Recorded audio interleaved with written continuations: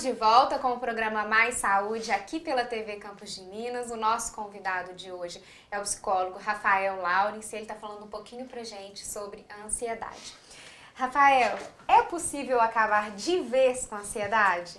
Então, Chay, isso já é algo que a gente conversa, né, com os nossos pacientes logo que chegam no nosso consultório, que não é possível acabar com a ansiedade, porque ela é uma das nossas necessidades, né? É uma das nossas emoções básicas, né? O medo. Então a gente precisa de sentir essa ansiedade, a gente precisa que ela nos ajude a se preparar para situações, né? Ela é muito importante na nossa vida. Então, assim, eu já converso, né, dizendo que não é possível acabar com a ansiedade. Mas a ansiedade, quando ela deve ser tratada, é porque ela está em níveis muito altos, né? Então nós trabalhamos em relação ao que essa ansiedade tem trazido prejuízos para quem nos procura, né? E a gente trabalha em cima disso, para reduzir os níveis de ansiedade, deixá-los em níveis, vamos dizer, considerados normais, né? E que a pessoa consiga desempenhar todos os comportamentos que ela precisa, que ela julga funcional, que seja necessário para ela, sem sofrer, né, com ansiedade elevada, com as reações fisiológicas que isso acontece, né? Um grande exemplo que a gente tem é... Você dirige já? Sim. Dirige, né? Acho que todo mundo, quando vai entrar no carro pela primeira vez, sente uma ansiedade muito elevada. O medo, né, de dar alguma coisa errada. O medo de bater, o medo do carro morrer no meio. Acho que é os 2 segundos mais longos da vida é quando você está tentando ligar o carro, né? Verdade. Mas ali você está com ansiedade elevada, você está com ansiedade bem alta. Com o passar do tempo, o ato de dirigir, esse comportamento se torna totalmente normal, né?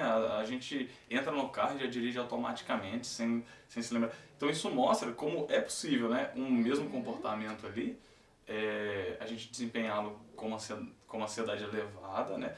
E com o passar do tempo aquilo vai ficando mais tranquilo, a gente vai se acostumando com aquilo. Tem muitas pessoas que falam, eu tô ansiosa, tenho que comer. Uhum. Ou tô ansiosa, não tenho fome. Realmente existe isso, Rafael? Sim, uma das reações fisiológicas que a ansiedade pode nos dar é essa questão do embrulho no estômago, né? É muito comum quando a gente está diante de uma plateia grande para falar, vai fazer uma prova, esteja nervoso com alguma situação, que nosso estômago embrulha, a gente nem sinta vontade de comer, né? Mas também tem aquela questão da ansiedade de estar esperando algo chegar. Sofrendo com antecedência. Sofrendo com essa antecedência, você está esperando algo chegar e quer que o tempo passe rápido e fica ali esperando. Tem gente que desconta na comida, né? Vai passar o tempo comendo e isso ajuda, né, a pessoa a talvez saciar amenizar essa ansiedade, exatamente. Mas até aí é normal, tá dentro da normalidade. Sim, creio que depende, né? Se essa pessoa faz isso com muita frequência, ela se alimenta muito mal e ela costuma estar sempre descontando na comida todas as ansiedades, todos os medos, ela pode estar entrando dentro de um quadro de distúrbio alimentar também, o que vai existe, prejudicar, né? a saúde. Vai prejudicar a saúde, né? Vai prejudicar, não sei, pode ganhar um aumento de peso que a pessoa não deseja, né? Então, assim, tem outros desdobramentos que pode acontecer por causa disso, né? Então é importante saber controlar. Sim, Né? muito importante, né? Ter consciência. Por isso que a gente fala, né, dos sintomas da ansiedade, a gente ter consciência. Porque muita gente passa pela ansiedade sem saber que aquilo é ansiedade, sem saber que o corpo reage daquela maneira, né? Tem gente que vivencia alguns tipos de transtornos psicológicos, mas não acredita que o psicológico tem o poder de afetar tanto no corpo. Então, até essa psicoeducação a respeito dos sintomas, né, dos transtornos, é muito importante, porque aí você pode reconhecer e pensar, olha, estou passando por um momento de ansiedade, né? O que eu posso fazer em relação a isso? Né? Avaliar por que eu estou ansioso, quais são os pensamentos que passam na minha mente nesse momento. Então, essa psicoeducação, inclusive, é algo que a gente faz dentro do consultório, né? Com os pacientes, é muito importante.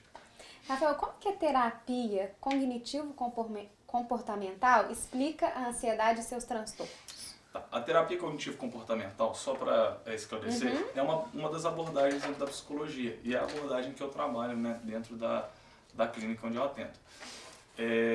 A gente explica que, na verdade, a gente explica que há uma relação entre a situação, a forma como a gente interpreta as situações, os nossos pensamentos, né, as emoções que vêm pro nosso, que a gente sente, as reações fisiológicas que acontecem com o nosso corpo e o comportamento. Ou seja, isso está tudo interligado. E a gente diz que o que nos provoca uma emoção não é a situação em si, né? Não é determinada situação, e sim a maneira como a gente interpreta aquela situação ou como a gente pensa nisso. Você me disse que tem medo de lagartixa. Vamos usar o seu exemplo. Quando você se depara com uma lagartixa, provavelmente você sente a emoção medo, né?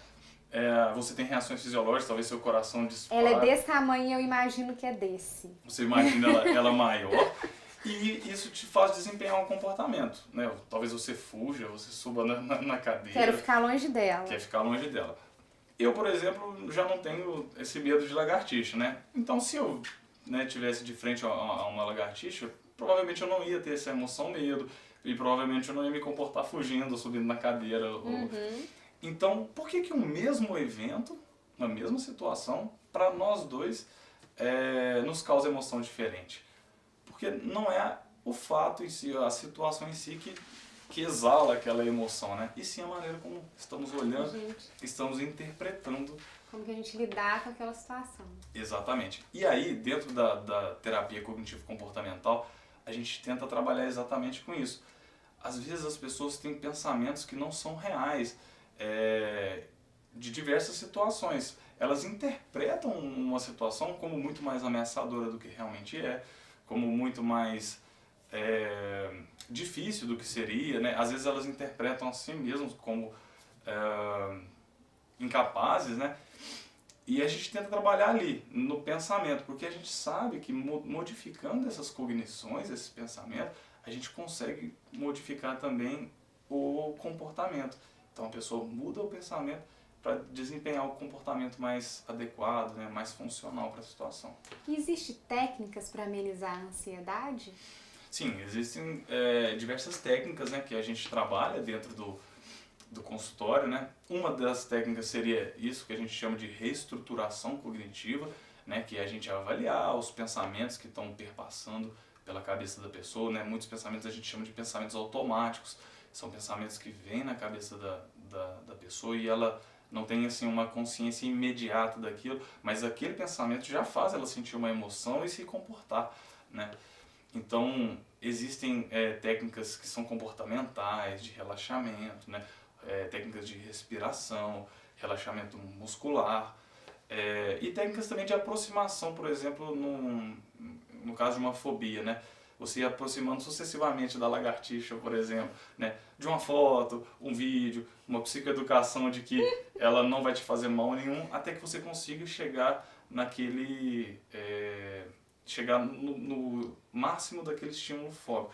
Na lagartixa não é necessário, né, você se aproximar, mas tem várias situações que a pessoa, por exemplo, não consegue falar em público, né? Você vai expondo ela gradualmente, né? Ela começa treinando em casa, no espelho, passa para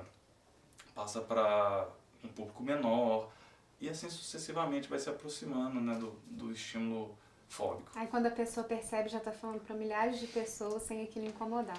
Sim, uma questão interessante sobre a ansiedade é que além dos pensamentos, né, o que pode te causar ansiedade não são só os pensamentos distorcidos em relação a uma situação, mas também a falta de habilidade para uma situação. Tem gente que sabe que tem dificuldade por não ter realmente uma habilidade em estar falando em público.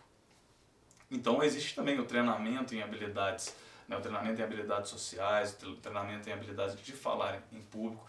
São treinamentos que a gente pode fazer, né, dentro do consultório visando aumentar as habilidades dessa pessoa e com isso ela ir se expondo gradualmente, novamente, para ela também ir desconstruindo as dificuldades que ela teria em relação ao pensamento, né, e conseguir, né, por fim, se apresentar diante de uma grande plateia. Rafael, a gente vai para mais um intervalo. Você de casa não saia daí que a gente volta já.